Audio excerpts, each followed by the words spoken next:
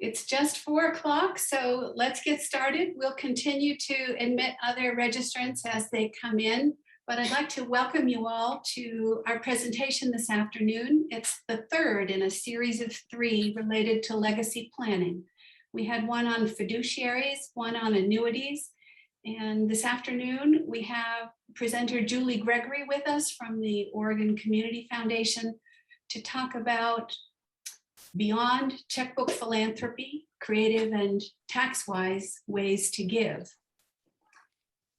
Julie is currently the Regional Director for Central and Southern Oregon for the Oregon Community Foundation. Before that, she was a lawyer in private practice. She's a 20-year resident of Bend who loves the many outdoor pursuits available here, but is also a very active volunteer as a board member with a variety of local arts organizations. I'd like to remind everyone that we are recording this presentation, and with a delay of just a few days, it will appear on Sunriver U's YouTube site, where you can view it again if you wish, or recommend it to others who might be interested in this information. Julie is looking forward to your questions, but recommends that you hold them until the end of the presentation. If you would like to put your question in a chat to me, I will be making note of them as we go, and she will also take them directly at the end. With that, I'd love to introduce Julie and turn it over to her. Thank you so much, Lucy, and thank you to Sunriver U for inviting me to present today. I'm really looking forward to talking with you all about ways to give. I love sharing this kind of information. As you heard, I am a recovering attorney, as I like to say, and I was actually a litigator, and I will say it's much more rewarding enabling people to give than it was enabling people to sue each other. So, and also everyone's really very happy in the world of philanthropy versus everyone being pretty unhappy in the world of litigation. So, and also the timing is really great with year end as people start thinking about tax considerations. So here's our agenda for today. I don't know about you guys, but I kind of like knowing where we're going. So we'll talk a little bit about giving trends nationwide over 2020. That's the most recent information that we have, and how foundations fit into that, and how the Oregon Community Foundation in particular fits into that. That's what I know the best, of course. And then talk about some strategies for giving, and planned giving, leaving a legacy, and then the sort of the concept of endowment and how that fits into all of this. So I'm just going to reduce my, whoops, okay, I'm going to reduce my, there we go. So these are the most recent giving statistics from Giving USA. They do a report about philanthropy every year. And you can see that in 2020, Americans gave $471.44 billion to charity, which is a 5% increase over 2019, which is pretty significant. And it's probable that a lot of that has to do with all of the, the cascading series of crises that we faced last year, inspiring folks to give. Here's a little bit of a breakdown. You can see that most giving is done by individuals at 69%. Foundations are at 19%. Giving by bequest is at 9%, and corporate giving brings up the rear at 4%. And you can see that all of the giving levels by category have increased over the past year, except for giving by corporations. And here's some interesting information, I think. Contributions by destination, which is kind of a funny way to think about it, but you can see that religion is the #1 destination for philanthropy, followed by education, human services, foundations, and so on. And you can see that as the slide says, Americans responded very generously to the challenges of 2020, with all 9 categories of charities receiving emergency giving for COVID-19 relief and racial justice giving. So let's talk about foundations first. So foundations are entities that support charitable activities by making grants to unrelated organizations or institutions or individuals for scientific, educational, cultural, religious, or other charitable purposes. So foundations are of course more complex than this, but most simplistically, they are grant-making organizations. And with a private foundation, of course, the quintessential example being the Bill and Melinda Gates Foundation, private foundations are generally speaking financially supported by one or a handful of sources, usually an individual or a family or sometimes a corporation. Their funding priorities are driven by the donors who establish the private foundation. And in this case, of course, the Gates Foundation provides grants globally. So when you consider IRS tax status, private foundations are on one side of the 501c3 fence, and community foundations and other public charities, and these are most of the nonprofits that you're familiar with, are on the other side. So public charities are the typical nonprofits that you think about. A community foundation like OCF is also a publicly supported charitable organization, and community foundations are mostly place-based around a particular geographic area.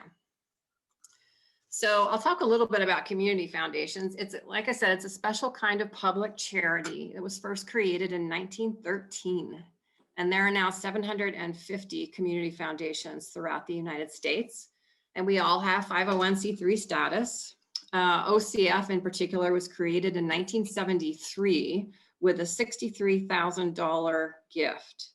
And it's now a 3.2 billion with a B foundation, thanks to the generosity of Oregonians. And we have 5 offices around Oregon. And some community foundations serve a particular city or region. In fact, most do, like the Silicon Valley Community Foundation, the Seattle Community Foundation, the New York Community Trust. A few, like OCF, serve an entire state. But unlike private and family foundations, like we discussed earlier, whose money is generally contributed from a single donor, community foundation funds come from many different generous folks who create their own named funds and designate what those funds are to support. So for us at OCF, we're funded literally by thousands of Oregonians. So we aren't just working with one donor or one family, but with all of these donors across Oregon who care about all sorts of issues and organizations, from programs to support children and families, arts and culture, animal welfare, the environment, scholarships, you name it, our donors fund it. And my job at OCF as a senior philanthropic advisor is to help individuals and families and businesses create these charitable funds to support causes they care about in their own communities across Oregon. And so we deal with the IRS, we invest the funds, we provide support services so our donors can simply experience the joy of giving. And they have the benefit of our staff and our research department and our deep local knowledge of the nonprofit community around the state to inform their giving. And this is very typical for all community foundations. And these charitable funds can be set up during the donor's lifetime or as part of their estate, or both. So our mission is to improve the lives for all Oregonians through the power of philanthropy, which is awesome. So why donors choose OCF or any community foundation? Community foundations support donors with their charitable giving by offering a personal and tailored approach to help them develop and achieve their goals, whether it's awarding scholarships or making grants to support their communities or their areas of interest. We also really try to make giving enjoyable, allowing, like I said before, for allowing donors to experience the joy of giving without the hassle of dealing with a private foundation. And so this slide kind of just briefly, I'm not going to go into all of these funds, but we offer many different fund types so that we can be sure to create or offer something that aligns with our donors' interests. So our most popular kind of fund, and I'm sure you've heard about them and we'll talk about them more later, is a donor advised fund. We also offer scholarship funds and funds that designate particular nonprofits for support or designate a particular area of interest for support. And then we have funds that are discretionary, so our board can use them to address the greatest needs in Oregon. And of course, like any foundation, we accept all kinds of assets I think we even may have a Bitcoin account, but don't quote me on that. So we accept cash, stock, real estate, business interest, transfers from charitable entities. We do end up receiving a lot of private foundation transfers. For sometimes when families set up private foundations, future generations are not interested, have moved to far-flung areas, have other things to do. They just don't want to serve on a private foundation board. And so the current board is concerned about, making sure that the original donor's intent is carried forward into perpetuity. And so we can help them do that. And we'll talk more about IRA minimum distributions, and of course, bequests, retirement plan assets, and life insurance. So we'll talk more about that later. And so you can give now and receive an income, which we'll talk more about later. And you can also give as part of your estate plan. So while of course we support donors who give to their interests and their charitable causes that matter most to them, we also work together with our donors to solve Oregon's biggest problems. And we do this in partnership with our donors. And we also have our own discretionary dollars that we use to respond to community grant applications. So in 2020, we awarded almost $228 million in grants and scholarships. This includes our discretionary resources and grants made from all of our donor funds. So a great example of this partnership is our grant making that we did in response to COVID-19 in 2020. We completely shifted our grant making and program resources to respond to these urgent needs and created a pooled fund that received donations from many individuals and businesses.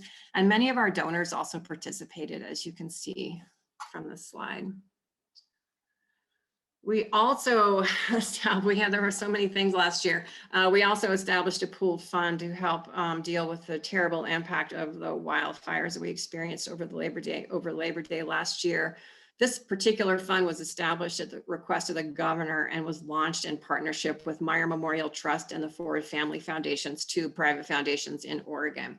It received donations from individuals and businesses all over the country, $9 million in total. And this fund will, of course, wildfire recovery and rebuilding, as you guys know, if you've driven over the pass, any of the passes will take months and years. And this fund will serve as a way to leverage public and private and philanthropic investments by making community-led grants. There's a competitive grant making process, and so far we've awarded $6 million of this $9 million to organizations in areas directly impacted by the fires. So let's talk about strategies for giving. Joy, of course. Joy is the #1 reason people give. And taxes are kind of a side benefit, but it's important to know what those benefits are. And here's a slide that just shows the joy. Look at those cute kids playing tug of war. So we're going to talk about bundling of charitable contributions, how donation of appreciated assets can be very powerful, qualified charitable distributions from retirement accounts, gifts that pay you income, and the acronym CGA and CRT refer to charitable gift annuities and charitable remainder trusts. And of course, charitable funds creation can be a great strategy for giving, and then giving through your estate. So this slide has everything you need to know about taxes on it. Can you believe that? Just a few words too. So this slide kind of shows how the charitable deduction works. So as you guys know, on your income tax, you fill in your income, and then there are above the line deductions, certain above the line deductions. You subtract those, and the resulting figure is your AGI, your adjusted gross income. And then we get down to itemized deduction. So at this point, the taxpayer either claims the standard deduction, and now with the tax law changes, that's approximately 9 out of 10 of every taxpayer who claims the standard deduction. Or you can itemize your deduction. And once you subtract your standard or itemized deduction, that gives you your taxable income. So the standard deductions for 2020 for a single person is $12,550. Married filing jointly is $25,100. Now this year, this year and this year alone, it expires at the end of the year. You can deduct, if you're an individual, $300 in charitable deductions above the line. And if you're a married filing jointly, you can deduct $600, but that expires at the end of 2021. So this kind of shows how this whole standard deduction versus itemized deduction thing works. So here are three people. The first person, the blue box at the bottom, just illustrates various other deductions that you could itemize, like state and local taxes, maybe you have some business expenses or something like that. And then the house represents your mortgage interest. That's most people's largest charitable, not charitable, so their largest itemized deduction. And so you can see that the gentleman on the left would receive no benefit from itemizing. The standard deduction is higher than the amount of itemized deductions he could claim. And so he just uses the standard deduction. In the second column, this woman also has some random itemized deductions. She has her home mortgage interest deduction, and she has a charitable giving deduction in the orange box, but it's still not quite enough to get her over that standard deduction. And then on the far right, you have a woman who has the itemized deductions, her home mortgage interest, and what she has decided to do is bundle the charitable giving that she has planned over the next several years, say, so that it's a large enough number that it gets her over that standard deduction line and allows her to itemize her deduction and reduce her taxes by a larger amount than is allowed by the standard deduction. So one of the best ways to bundle your charitable donations is to create a donor advised fund. The great thing about that is you can create the fund in 1 year. You're entitled to a charitable deduction for the full amount that you contribute to the fund. And then you can decide over a period of time what organizations that you would like to support. So you don't have to make all of those decisions at once. And I think this is interesting. You can see the donor advised funds. The history is kind of an interesting road. So in 1913, Congress passed the Revenue Act, which was the first time that exempted charitable organizations from paying federal taxes. And then in 1914, a year later, the world's first community foundation was established in Cleveland, Ohio. And their goal was to pool donations and invest them and make grants primarily for social improvement in Cleveland. In 1917, the charitable deduction was expanded to include religious, charitable, scientific, or educational institutions. And then the first donor advised fund was established in 1931 at the New York Community Trust by William and Francoise Barlow. And their fund, they primarily funded education for underserved children. Now let's take a step back into tax land for a moment and talk about what charitable deductions are. So for cash gifts are deductible up to 60% of your adjusted gross income with a 5-year carry forward. And another 2021 deal that is expiring at the end of the year, thanks to COVID legislation, is that you can actually deduct up to 100% of your income. So there are a few exclusions. You can't add to a donor advised fund or a private foundation, and you can't create a charitable remainder trust with this. So we'll talk more about a charitable remainder trust in a bit. So appreciated property is a wonderful, wonderful asset to contribute to a charity, as you know, and I'm talking about stock and real estate and closely held business interests that you may have a very low basis in. So if you sold any of those items of property, you would be subject to a capital gains tax. Now, if you donate it to a nonprofit, the untaxed gain is poofed, as this slide shows. And the nonprofit doesn't have to pay capital gains. You don't have to pay. Nobody pays capital gains on that transaction. And appreciated property is deductible up to 30% of your adjusted gross income with a 5-year carry forward. And now the IRA charitable rollover. We get so many folks who are interested in exploring this opportunity to give. So if you are 70 and a half or older, you can contribute up to $100,000 a person to a nonprofit organization. It must be made directly to the nonprofit. So your IRA administrator writes a check directly to, the High Desert Museum. You don't take the distribution and then turn around and write a check, because then the IRS will say that you have received the distribution and you have to pay taxes on it. It cannot be used to fund a donor advised fund or a life income gift, the charitable remainder trust, charitable gift annuity that we're going to talk about. And once you're 72 and have to take your required minimum distribution, it satisfies that required minimum distribution for the year. So even though you're donating to a nonprofit, you don't qualify for a charitable deduction, but you don't have to pay income taxes. And if you're retired, that becomes for many people more important, because you don't have as much income. And so it's not as important to get that charitable deduction, because you have to offset it against your income. It's much more important to not pay taxes. It's much more important to not be vaulted into a higher tax bracket where that might impact your Medicare premiums and all kinds of other things. So this is a really valuable tool to use to reduce your taxes if you don't need your required minimum distribution. So now we're going to talk about planned giving. And it's a gift that an individual creates during his or her lifetime that will take effect at or after their passing. And I love this quote from Bertrand Russell: "One must care about a world one will never see." So just to give you a little bit of context for this, it's estimated that nearly 45 million US households will transfer $68 trillion in assets over the next 25 years through their estates.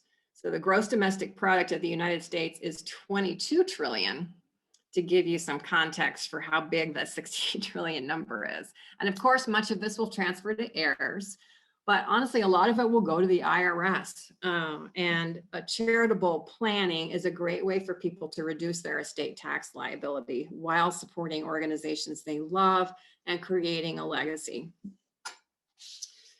So these are the different types of planned gifts. So there are bequests, beneficiary designations, and then these life income gifts I keep teasing: charitable gift annuities, charitable remainder trusts, and charitable lead trusts. So let's talk about bequests first. Those are the most common, and everybody knows what those are. It's a gift that you leave in your trust or your will at your death. It's revocable until your death. It can be in the form of a specific amount, a specific asset, a percentage of your estate, or maybe the residue of your estate. And this kind of gift is often endowed, and we'll talk about endowment at the end of my presentation, in order to just create that charitable legacy. And the beneficiary designations are great because you don't need a lawyer. You don't need a lawyer to do them. And so they are payable on death accounts, like checkings accounts, savings accounts, and brokerage accounts. Life insurance, you just, write on the line a nonprofit organization as a beneficiary or a contingent beneficiary. And back to retirement accounts. Retirement accounts are not a great asset to leave to your heirs when you pass away. So we'll talk. We'll talk a little bit more. Let's talk about that now. So let me look at my next slide. Oh no, it's next. Sorry. Okay, we'll just kind of hold that thought. And beneficiary designations pass outside of probate, so that's another benefit. All right, here we go. Retirement accounts. So you guys know traditional IRA accounts are funded with pre-tax dollars, and they appreciate tax-free. So they are taxed as ordinary income at the time of distribution. They do not receive a step up in basis at death like almost all other assets do. And heirs are taxed on distributions as ordinary income. And if you leave your retirement account to a charity, your estate gets a charitable deduction. So that's a good thing. It really is the most tax effective way to give to a charity at your death, because of how heavily they are taxed. As much as I've seen all kinds of percentages, but really as much as like 65% of the value of your retirement account can go to the IRS because of how heavily they're taxed.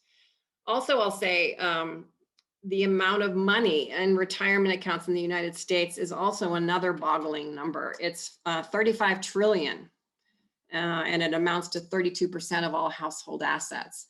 And of course, hopefully everyone will be able to use that 35 trillion to give themselves a wonderful retirement. And I'm fully in favor of that, actually. But oftentimes folks pass away and there's money remaining in their retirement account because they weren't able to spend it all. And so then that creates an opportunity for these beneficiary designations. So here are the long-awaited life income gifts. So I'm going to simplify this quite a bit just for purposes of time.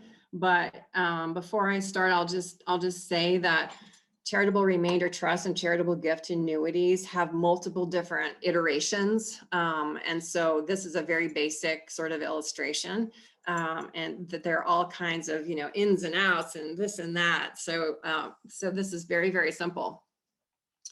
But they're gifts that the donor makes during their lifetime, and they provide income back to the donor or another beneficiary for life.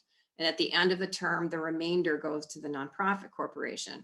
So trusts and annuities are different creatures legally, but they function kind of the same way. So I'm going to talk about them together. So as you can see from this this chart graphic, donors transfer assets to the annuity. They transfer assets to buy the annuity essentially, or they transfer assets to go into the trust. In both cases, those assets are liquidated if they are hard assets, like if they're assets like stock or property. If they're cash, of course, you just accept the cash. And then what the administrator does is they invest those funds in a diversified investment portfolio. A certain percentage comes out of that annuity, out of that trust, back to the donors for their lifetime. And then at the end of the day, the remainder goes to one or more charities. So it's a pretty nifty deal. And to give you just a little gift illustration about how powerful this can be for the charity. And we have software that we can run all kinds of gift illustrations. Thank heavens there's software, because people used to joke with me. We used to do those calculations on an abacus, but I'm dubious about that. But anyway, I digress. So this particular example is a charitable gift annuity. It was funded with $50,000 in stock. The donor had a basis of $10,000. That's what they paid for the stock. I just ran an illustration with a 75-year-old donor. Their life expectancy, according to the IRS, is till 2023. The annual payment from the annuity will be $2,700. This, with an annuity, this payment is guaranteed until the donor passes. So the nonprofit who creates the annuity fully backs that annuity with their own assets. So even if the donor lives to be 95, they will still continue to receive that annual payment until they pass. And I did attend a seminar one time where apparently folks who create charitable gift annuities tend to, by a large margin, outlive their life expectancy. So I thought that was interesting, because they're wonderful people, probably. Now you can see that this particular donor will receive an annual payment of $2,700 and also a charitable deduction of $22,542 in the year they create the annuity. And the gift to charity is estimated at $74,670. So that's pretty powerful. The donor starts with a donation of $50,000, gets an income stream, and then it results in a gift to charity of $74,000. So it really is a wonderful way to give with a lot of tax benefits. And I will also say, speaking of taxes, that when you create an annuity, or a trust with assets that are appreciated assets, so with stock or real estate, when you create the annuity or the trust, it's not a taxable event as far as that capital gain is concerned. You don't have to pay the capital gain right then.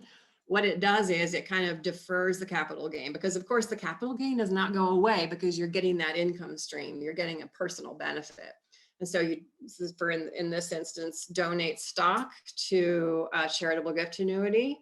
Charitable, the stock is liquidated, the assets are diversified, that capital gain stays in there, and it comes out as part of this annual payment. And so, but it's deferring your capital gain, so it's less of an impact, and it's passing it out over, so it's passing it out over time, and it's a smaller amount. So it makes a huge amount of sense from a tax perspective, and actually in a more complex gift illustration, you see exactly how much you're saving tax-wise. Now, a charitable lead trust functions exactly the same way, only the beneficiaries are switched. And so same thing, you transfer assets into a charitable lead trust, but the nonprofit gets the income stream. And then at the end of the term of the trust, the remainder in the trust goes to a non-charitable beneficiary. So whoever the donor directs, oftentimes back to the donor, and oftentimes to the donor's heirs.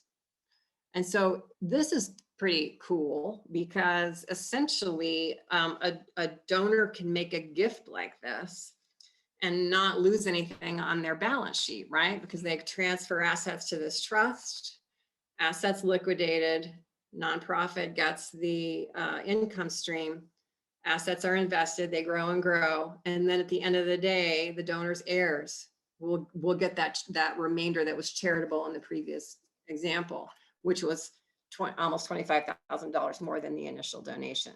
So this is a really great gift vehicle. It's not used enough, in my opinion.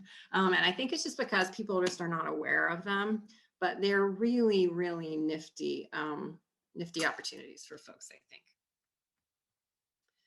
All right, so let's talk about this endowment word, because, you know, as you guys know, endowment gets kind of a bad rap.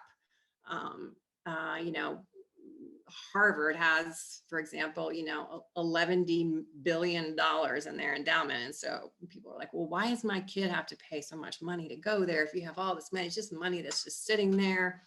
And I know, you know, folks hear this a lot. So let's talk about it a little bit. So I think of endowment, you know, there's endowment and then there's one-time gifts. I think of current giving, like one-time gifts is the checking account method of giving. And endowment I think of as being the investment account. So just like if you're a human being, it's nice to have that checking account available. And it's also nice to have those investment accounts that are earning you income. So endowments are invested, and a percentage of the corpus of the fund are granted. So, and let me just talk about this from OCS perspective, but this would apply to Harvard and to any other organization that has an endowment. Most of our funds are endowed as well. So a percentage of the corpus goes back to Harvard, or goes out in a community foundation's case to the nonprofit community. It's not the earnings, it is a percentage. And in OCF's case, it's between 4 and 5%. And so what this does is it provides a stream of income to the nonprofit organization. So every dollar the nonprofit receives is a dollar that they don't have to raise. And the hope is that it keeps pace with inflation, and that it grows over time. And with an endowment, the investment time horizon is forever. So, you know, centuries at least, hopefully. And so they're invested very differently than, say, your retirement account, which is invested for your life expectancy. And as I said before, the number one consideration is the impact of inflation. So you want to earn enough to keep pace with inflation. So in OCF's case, the distributions and grants that we make 100 years from now have the same impact that they have today. So we need, and at the same time, we need to provide for those current grants and distributions with a little bit of growth.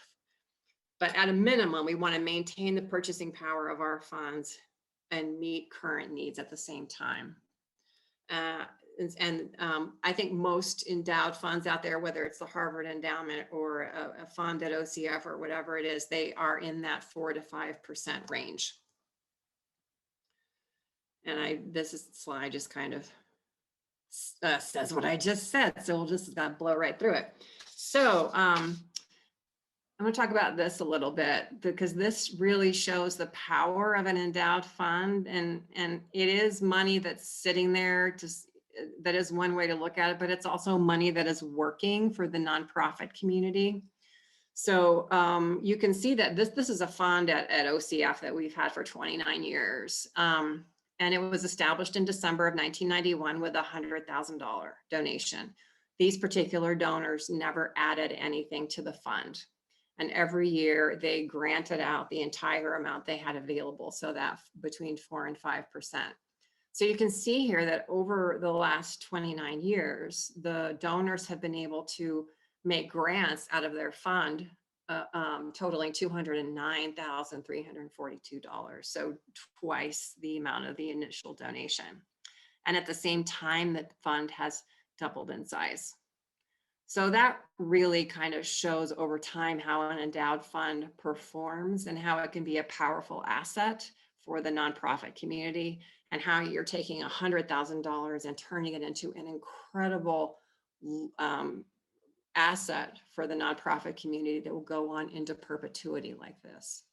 So that's why they're cool, and why nonprofit organizations really appreciate that stream of income that they can count on every year, and why it's one leg of a stool of funding that the nonprofit community needs. There's the one-time gifts, the checkbook giving, so important. There's also, of course, grants that they receive from foundations, and then there's this endowment piece, which is super important.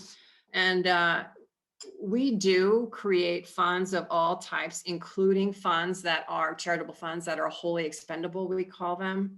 In other words, these funds are not invested, and our donors can grant out the entire balance if they wish. And the reason we don't invest these funds is because we don't want to expose potentially short-term funds to market risk, because that would not be serving our nonprofit community very well. But our ability to support Oregon communities throughout time is based on this endowment model. And legacy giving, making a gift through your estate, is particularly compelling, I think, for an endowment model. We all can't have statues, and so grants come out of community foundation funds in the name of the fund, which is usually named after the family. And so it really is a wonderful legacy of support into perpetuity. And I will say, when you're thinking about legacy giving, oftentimes the size of those gifts are quite large. And sometimes, especially in smaller rural communities, which is kind of my bailiwick, being, Central and Eastern Oregon is my territory. So sometimes smaller rural nonprofits can kind of almost struggle with a large gift. They simply just don't have the capacity to handle it effectively. And so much depends on who's on the board at the time the gift is received. Are they a strong board? Are they a transitional board? Are they not a great board? Do they have a staff? Many nonprofit organizations in rural parts of the state do not have staffs. They're all volunteer driven. And so we actually have some examples where we've seen that at OCF, where literally a giant donation has kind of put a nonprofit out of business. It's a little bit analogous to when folks win the lottery. Sometimes, they win the lottery and then you hear 2 years later they filed bankruptcy because they just didn't have the wherewithal to be able to handle that influx of cash.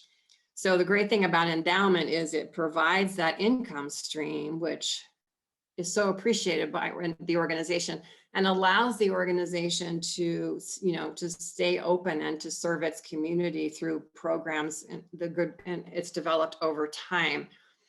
Sometimes what can happen with these large gifts is that the organization, one of the things that could happen is the organization would be, well, we got this large gift. Maybe we should, and they think of big things to do beyond their normal support of the community. Like, I don't know, like buy a building or something like that. And then that building becomes unsustainable over the long haul, or this great idea they had for an awesome program also becomes unsustainable. So you can see how that can kind of happen with a large gift. And we do, with our funds at OCF, and I'm sure other community foundations as well, you can set up a fund that is endowed when it receives an estate gift so that it does provide that income stream. You can also, in your fund agreement, say, OCF, within a reasonable period of time after my estate gift comes in, I want you to send $100,000 to the Sunriver Music Festival, just a one-time donation. We can do that too.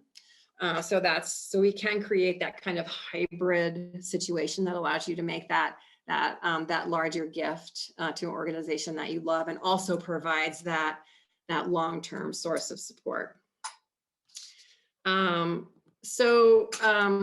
Just in closing, here's my contact information if you want to reach out about anything offline. And I just want to say that we really do feel at OCF, and I feel personally, that all giving is excellent, whether it goes to an OCF fund or it goes directly to the nonprofit community, or it's all excellent, or whether it goes through, many of you on the screen may have a commercial donor advice fund with your investment firm. It's all amazing. It's all necessary. It's all compelling. It's all so vital to all of our communities around Oregon. And we all want healthy communities, and philanthropy is in large part what really enables us to have those healthy communities on so many different levels. So, a rising tide really does raise all ships. And it's really my honor to help people be generous. And I so appreciate the opportunity to talk with you today. And I'm happy to take any questions that any of you have, or you can go have happy hour. So I really appreciate you all being here today. It's such an honor to be able to share all this with you. I'm going to stop sharing my screen.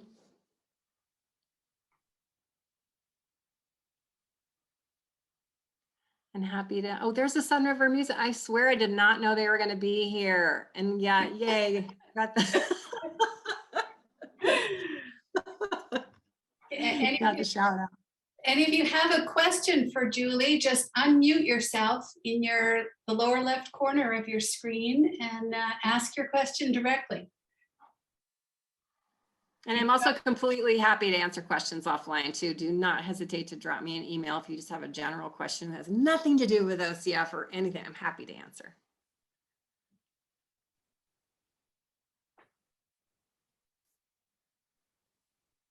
I hope it was all helpful information, and that it gave you all some great ideas. And oh, thank you. And some things to think about as you think about how to support your communities and create that charitable legacy. I hope it was helpful. Can I ask a question? Yes, Tom.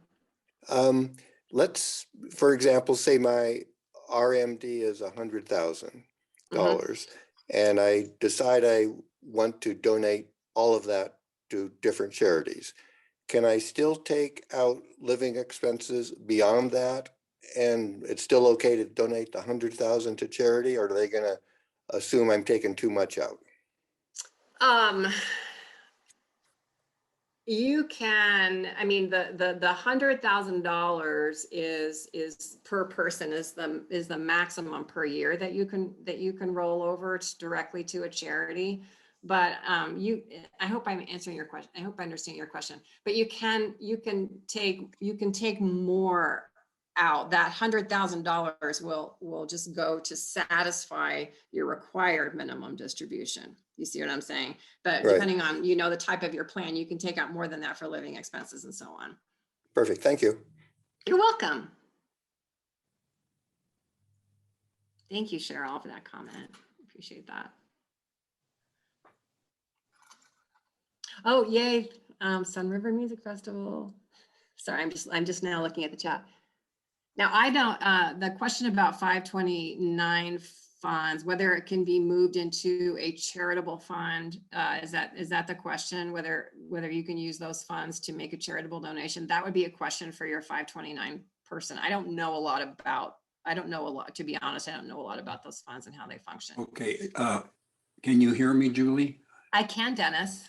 Okay, we would like to take an unused 529 and convert it to cash, but it has a basis and then earnings. Yeah. And then make it a donation into a scholarship fund. Oh, yeah. And would that all be then tax deductible charitable giving? That if you've got it, and I hate to even say this because I just don't know that much about 529 funds. I don't think I've ever gotten this question, but you know, yes, theoretically you can make that donation into a charitable fund. I would urge you to ask your plan administrator or your accountant what the tax implications of that would be and what portion of that would qualify you for a charitable deduction and so on. Okay. I'm sorry I don't know more about those. But the charitable fund would see it just as a check for, you know, cash. Yes, and so we would write you a gift receipt for that entire amount. Thank you so much for making that wonderful charitable contribution. And then you and your accountant could sort out what portion of that, you know, I'm assuming, I don't even want to say that. And you know what, Dennis, if you want to reach out to me offline, I can get an answer for you. I just don't know off the top of my head how that worked, but I would be happy to get an answer for you if you want to shoot me an email. I'll send you an email. I wrote your address down. Yeah. Okay, great. And I will definitely get an answer for you. I would love to know the answer to that question myself. And this $100,000 limit, that's a contribution, charitable contribution, or QCDs, I should say, yes, to the total amount of QCDs. You know, if I'm writing QCDs for 50,000 and 20,000 and so forth, I can only maximize that to 100,000, and then the rest would be used for my required minimum distribution. If your required minimum distribution is over $100,000, then you would have to take whatever was left over after doing that qualified charitable distribution. Yeah. But I'd have to cap those. But it would offset. Yeah. Whatever you made in a QCD would offset that required minimum distribution. All right, I've been doing that for years, but I've never gotten up to this 100,000. But now I'm thinking, I wonder what would happen if I did. Would I get a letter from the IRS saying you can't do this, or? And you can, you know, sometimes folks have this, you can do that QCD up to that $100,000, even if your required minimum distribution is, you know, is less than that. So it's, you know, it's a lot to think about. Okay. It's a really wonderful tool. And you guys may know that for years, it was every single year, Congress would extend it for a year.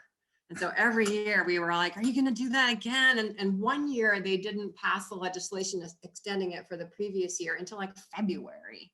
It was exhausting. And now it's permanent. So you can rely on it as a planning tool as a result. So that's really nice. Yeah. Thank you. Yeah, you're welcome, Dennis.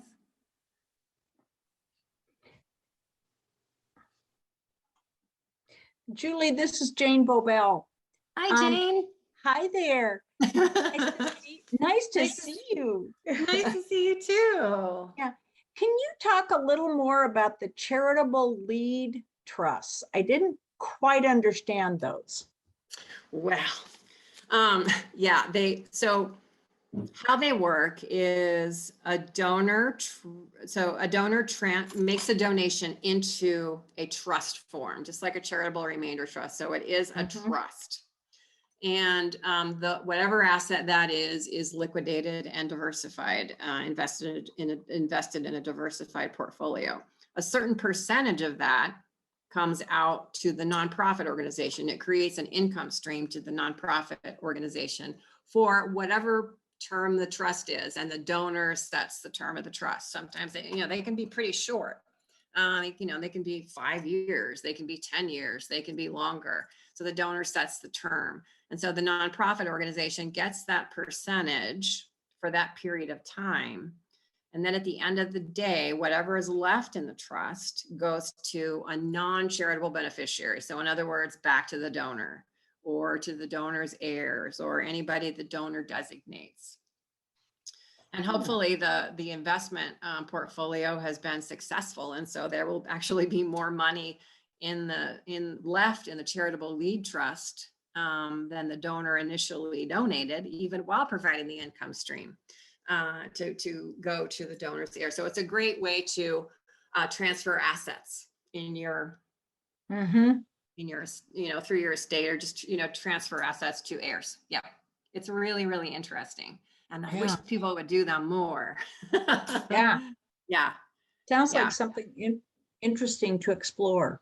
So yeah. And so if a donor, say, had made was contributing to a capital campaign, say for a nonprofit organization, and they said, I want to contribute X amount of money for your capital campaign. I'm going to set up this charitable lead trust to make those contributions for a certain period of time. And then, and then at the end of the day, the remainder will go to whoever the donor designates. But it's pretty nifty, I think. Super nifty. Yeah. Yeah. And then the tax advantages, I mean, it depends upon the amount of the gift, right? Yes, the donor's charitable deduction will be based on a calculation surrounding what the anticipated income stream will be to the organization. And, the flip side of that, if it's a charitable remainder trust, then the donor's charitable deduction will be based on the present value of the remainder. What is because the nonprofit gets the remainder. So it's a very different calculation, but yeah, there are tax advantages to a lead trust for sure. And I just love the whole idea of it. Yeah, you're welcome. Yeah. Great. Could we get a copy of your presentation downloaded to us, or be able to grab it somehow? I'm happy to. Lucy, can I share it with you, and can you share it with everybody, or however it would be the easiest thing? I'm happy to share my presentation for sure. Assuming that the file, Julie, is not too big to be attached to an email and then sent to someone, I have access to the email addresses of our students, and so I could forward it, assuming that it won't hiccup as an email attachment. I don't think it will, but I don't know. I hope I don't think it will. I am not an IT person. I don't know what's happening with IT, but I'll tell you what, Lucy, I will email it to you and we can test it out that way. Okay. And if it seems to work, then you can share it with everybody. Great. If not, we'll figure out a way to do it. I would also offer you, Dennis, the option of watching Julie's presentation again. If you go to youtube.com in a couple days and type in Sunriver U, you will see a list of all of the recordings of our classes that are posted there, and this will be among them. So yeah, you would have to fast forward through it to the parts that you're looking for, but that's another option as well. But that's a great idea. I will receive it from Julie and I will forward it to everyone who was here today. Terrific. Yeah. Anybody have anything else? Ooh, look at it, it's 4:55. That's pretty good. Well, Julie, why don't you repeat your email address for anyone who would like to contact you privately about specifics? And Okay. then if we have no more questions, then we will thank you very much. Okay, well, my email is J Gregory, so, and that's Gregory, so J Gregory at Oregon, C as in community, F as in foundation.org. Thank you very much. Thank you all Thank very much. Really appreciate it. Bye. Good afternoon, everyone.